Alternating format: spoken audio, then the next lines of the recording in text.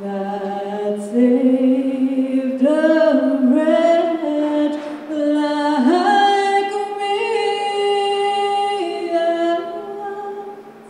Was lost, but now am found.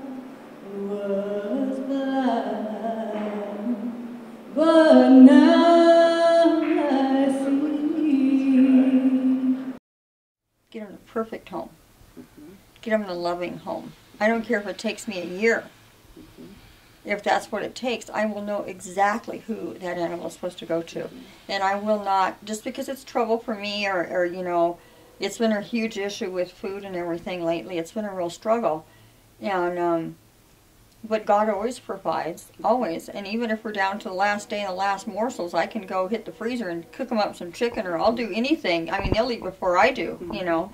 And you see these cats, they're not starving. The main thing to me is that they're healthy and they're happy. I mean, they have a blast. They eat, they sleep, they play.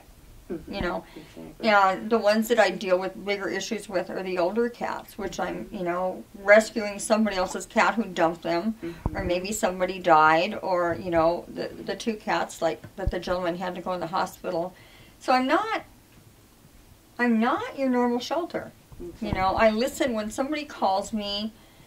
I listen to what their story is. And the ones that are like in a crisis situation, I really, where other places probably wouldn't help out, or sometimes I don't even have the room, but I know that it's critical and the time element is everything, and that pet really means something to them. You know, you have to deal with each, just like with people, you have to deal with each one individually. And I deal with a lot as a nurse. You know, God's using that with these animals, because I deal with a lot of the sick animals, and like when they get hit, like when this whole litter got attacked with that virus, I lost 2 of them, and it kills me. I mean, I carried 2 of those kittens around. I put them in my bra, you know, and I try to keep them warm because the mother rejected them. She already knew they were going to go, and it was just killing me. And it's like, so I got carrying this kitten around for hours, you know, inside and carrying it everywhere I go, and I would just lay there and just pray for it. You're going to go for the microphone, aren't you? You were such a little show-off. Yeah. So many times it's like I hear somebody start talking and they want me to take their animals. Are you coming down? Are you going to talk on the mic? Yeah, I've been thinking about that. I'm coming down. It looks good. No butter on it.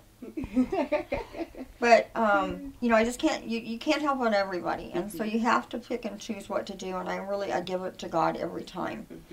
And there are some I have to kind of give it to the Lord and really wait for an answer on that. And then there's some that I know instantly, just from talking to the person, and it's a critical situation. And most of mine out in the other building, the older ones, have been rescues of animals that were deserted, or have been, you know, we talk about helping the homeless. I am all about, I am a homeless shelter. That's exactly what I am.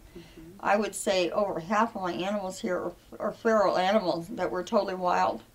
Or feral kittens that were wild kittens. And I love watching the personalities of animals because they're so like people. They're so amazing.